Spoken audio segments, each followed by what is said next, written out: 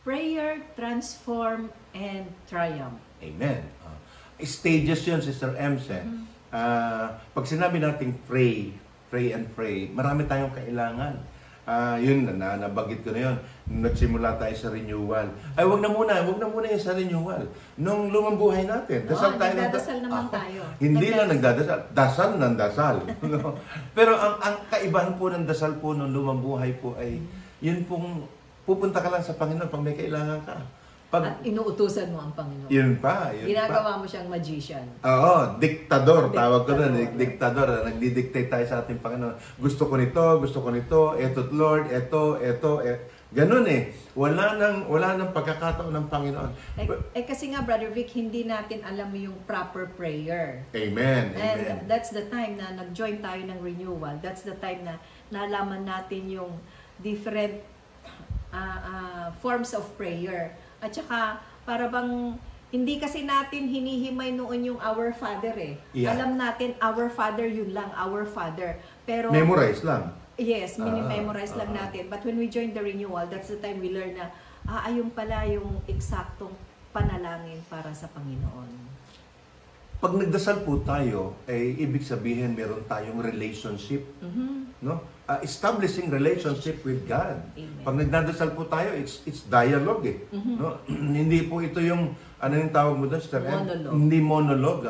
Pag sinabi mo kasi monologue, ikaw lang lagi nagsasalita. Walang karapatan. Teka muna, Sister MC, narinig ba ang Diyos?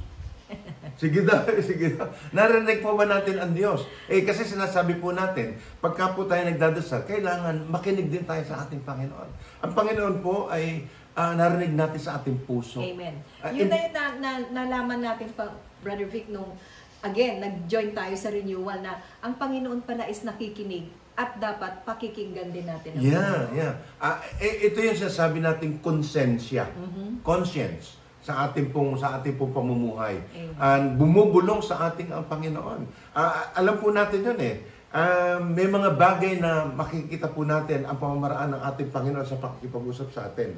Not only through prayers na nandun ka lang sa isang silid, no, nasa isang kwarto ka lang, sa isang room, o sa prayer room mo. Hindi po. In sabi nga ni Mother Teresa, you can work while you are praying, and you can pray while you are working. Ibig sabihin, yung ating pong buhay ay prayer for life.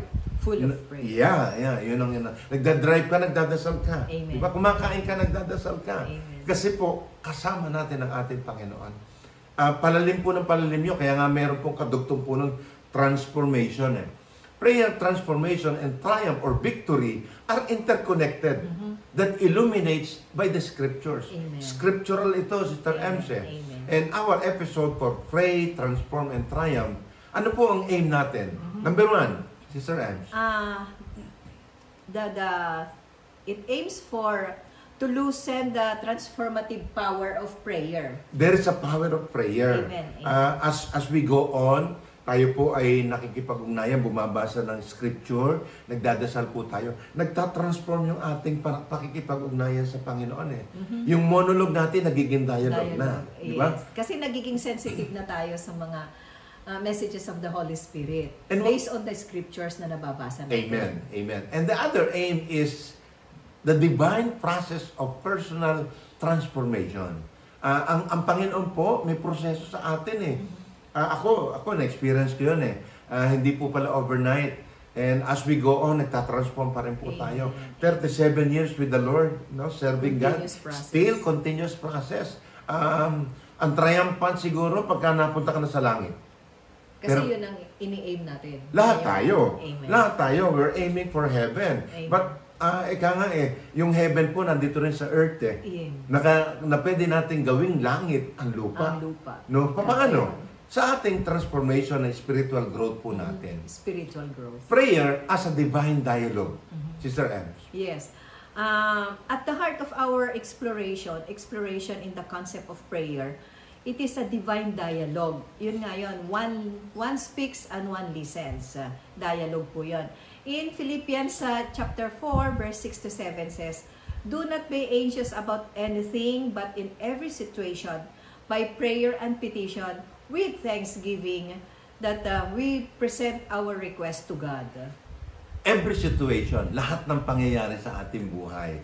Let us be anxious kasi is parang ano yun eh, kumbaga sa ano, aware ka. We need to be aware through prayers and petition with thanksgiving sa pagpapasalamat. Yes, always with thanksgiving. Na kahit di mo pa natatanggap, nagpapasalamat ka na. Claiming na eh. Kaya nagpapasalamat ka. Yun yung sinasabi, expectant faith. No? Present our request to the Lord. Amen. The Word of God, it is a timely, parang ang tawag doon, spiritual wisdom, no? Na nakikipag-usap sa atin through prayer ang Panginoon. Ang salita po ng ating, yung scripture, yung Bible, no? Yan na araw-araw nakapag, alam niyo po, napakapalad natin bilang Katoliko. Of course, hindi naman sabihin dahil Katoliko ka o Katoliko tayo. Kasi po tayo po, meron tayong daily readings. Amen. That we can pray for it. We have first reading. In Sunday, we have second reading. We have Psalm. Meron tayong Salmo. Tapos meron tayong Gospel. Tapos usually ngayon, marami na pong nagbibigay ng reflection po sa insight sa Gospel. So doon po, mag-pray na po natin. At doon tayo kakausapin ng ating Panginoon. That is a prayer. That is a dialogue with our God. No? The peace of God, which is transcend in all understanding, will guard our heart, yung ating puso, ang ating kaisipan. Nagbibigay ng kapayapaan po yun eh, yung salita ng ating Panginoon na pakikipag-ugnayan sa atin. Amen. And prayer is shown as a transformative conduit. Pag sinabi mong conduit, yun yung sinasabi nagbibigay ng current sa atin. And you and I, tayo po, current of grace ng ating simbahan. Amen. And ang prayer po, isa pong pinakamahalaga po sa atin. Alam po natin yun. Misa po is the highest form of prayer and worship. Diba? Praise and worship, my brothers and sisters. Amen. Prayer meeting. Ano pa? Personal prayer. Devotional. Oo. Meron tayong yung pakikipag-ugnayan sa atin ng Panginoon. I thank God for not only for Sister Emma but for the Lord giving us our devotion to Mama Mary every Wednesday. No, we bring all of your prayers, your prayer requests and petitions. Yung po, dinadala po namin Sister Emma ito pagka kami po ay pupunta sa Redemptorist para po magmisa at saka po pagdating po ng Friday sa Santo Niño. Our Lord Jesus Christ, dinadala rin po natin ang bawat panalangin po natin. Transformation through renewal of mind. Ano yun, Sister Ems? In Romans chapter 12 verse 2 says, "Do not conform to the pattern of this world, but be transformed by the renewing of your mind. Then you will be able to test and approve what God's will is, His good, pleasing, and perfect will."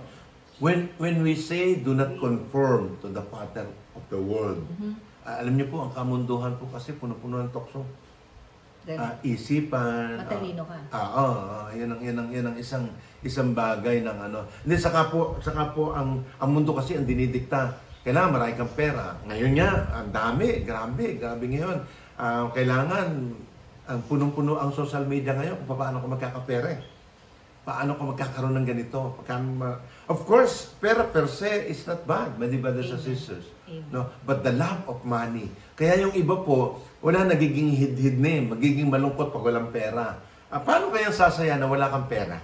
Amen. Ako naranasan ko rin, Sister Ems. Di ba? Iba kasi pagka nasa Panginoon ka, meron ka ng transforming, no? Transformation sa ating pong buhay. Ang kaisipan kasi, pag sinabi natin renewing of mind, yun po yung, pag ang kaisipan, di ba, sabi ng isang pare, nakausap natin, it's all in the mind. Amen. Yung iniisip po natin, ano po yan, nagkukultivate po pumunta sa ating puso. Pero nauuna sa kaisipan.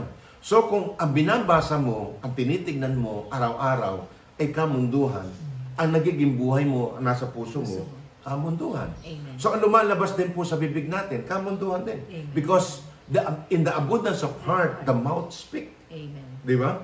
Subukan mo, kapatid ko, ang kasama mo puro lagi nagmumura. Laging kabastusan ang pinagsasalita. Ang pinagkukwentuhan, hindi puro kamunduhan. Tingnan mo, lalabas sa buhay mo, kamunduhan din. Pero, Pagka member ka ng Love Lab, Brother Big. Siyempre. Ano yung sabi? Mapipilitan kang bumait. Siyempre, yun ang sabi nga ng ating kapatid na guest po natin pag nasa Lapla ka, mapipilitan kang bumait. Bakit po? Kasi ang kasama mo, mababait Ang kasama mo, salita ng Diyos ang pinag-uusapan. Amen. The Bible or the Scripture emphasize the transformative power of prayer, urging us, believers, you and I, to renew our mind. Marami po doon mga salita, marami po doon pangako, thousands of what we call this promises ng ating Panginoon. How many days do we have in a year?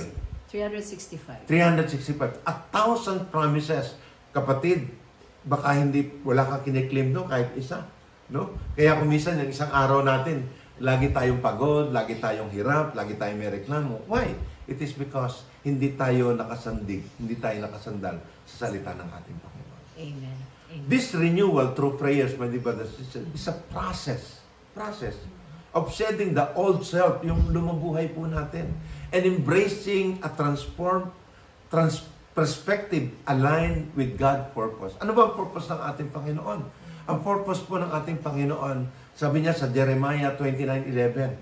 Ano yun? Yung ano niya? Ang pangako niya sa atin para po tayo mag-prosper and do not harm us. Yun yung purpose ng ating buhay. Amen. No? Para maging masagana po tayo. Minsan kasi akala natin pagka sumusunod sa Panginoon, puro dasal lang Puro paglingkod. No! Ang gusto ng Panginoon, sagana ka, walang sakit, punong-puno ka ng pag-ibig. Kasi ikaw magiging pattern. Kasi tayo po ang magiging modelo ng ating Panginoon. Amen. Triumph over adversities. Sister Ems. Triumph over adversities is parang sa James chapter 5 verse 16 sinabi, "Therefore confess your sins to each other and pray for each other so that you may be healed. The prayer of righteous person is powerful and effective." Of course, my dear brothers and sisters, the connection of prayer and transformation, invariably leads to triumph over adversities. Amen. Narinig natin yung sharing ni brother Elmer and Sister Elsa through prayers. Pero yung kasama yung faith doon in fact, sa totoo po, sinusubaybayan ko sila nung na-experience sila yung nagkaroon siya ng symptoms, Sister Elsa. Kaya nakita-kita ko doon paano kumilos ang Panginoon Pero yung faith na buong-buo, matatag na matatag, yun po ay nakuha po ng mag-asawa sa pakikipag-ugnayan sa ating Panginoon. Sa pagdarasal, sa Word of God. Because the Word of God underscore the potency of prayer in overcoming challenges. Yung prayer po natin. The transformed individual fortified by prayers. Like Sister Elsa and Brother Elmer. Emerge victorious. Yung panalo, winning. And not merely in the worldly terms, but in the deeper spiritual understanding of triumph over sins, over despair, and over fear, my brothers and sisters. In the point of spiritual exploration, the thread sinulid at the thread of prayer, transformation, and triumph are involved in, parang nilalala yun pag po ang damit po ay nilalala, or yung banig, sabi natin, mabubuo ang magandang banig kung nilala na maayos ito. Amen. And ganun din po sa ating spiritual life. And the Scripture serve as a timely guide. Ang salita po ng ating Panginoon po, ang Word of God po, ay isang gabay po sa bawat isa po sa atin. Offering us a profound insight into the transformative journey of our soul. Mahalaga po ang kalag, mahalaga po ang kaluluwa. Ang kaluluwa po natin, ang ating po sarili, hindi lang po body, kundi po meron pong soul. At ang soul po ang napaka-importante. As we engage in prayer and seeking divine guidance, my brothers and sisters, and cultivate a spirit of transformation, we open ourselves to the triumphant outcome that God graciously bestow upon those who walk faithfully. Pag tayo po'y lumalakad sa ating pong pananampalataya, my brothers and sisters, ang ating pong transformation sa buhay po natin ay magiging maayos. When we talk about transformation, ito po yung sinasabing pagbabagong anyo ayon sa anyo ni Kristo. Pag nakita na po si Kristo sa atin, sa salita natin, sa ugali natin, sa ginagawa natin araw-araw, my dear brothers and sisters, ikaw na po ang buhay na gospel. Amen. Ikaw na po ang buhay na scripture, the Witnessing. living gospel, the witnessing. No? Yun ang ano eh. Ang tanong doon, Sister M, nakikita na ba sa atin ang salita ng Diyos? Amen. So let this biblical exploration be an invitation to each and every one of us to embrace the transformative power of prayer, my dear brothers and sisters. Amen. Allowing God to shape our lives, renewing our mind, and ultimately lead us into the triumphant of our Lord Jesus Christ. Amen. Amen. Amen. And so, brothers and sisters, let us pray. In the name of the Father, the Son, and the Holy Spirit. Amen. In Psalm 6 verse 2 says, have mercy on us, O Lord, for we are weak. O Lord, heal us, for our bones are troubled. Psalm 23 says, the Lord is our shepherd. Amen. We shall not want. He make us to lie down in green pastures. He lead us beside the still water. He restore our soul. He lead us in a path of righteousness for His name's sake. Transform us into the triumph, Lord. In Jesus' mighty name, with the power of the Holy Spirit, with the intercession of Mother Mary, amen and amen. In the name of the Father, of the Son, of the Holy Spirit. Amen.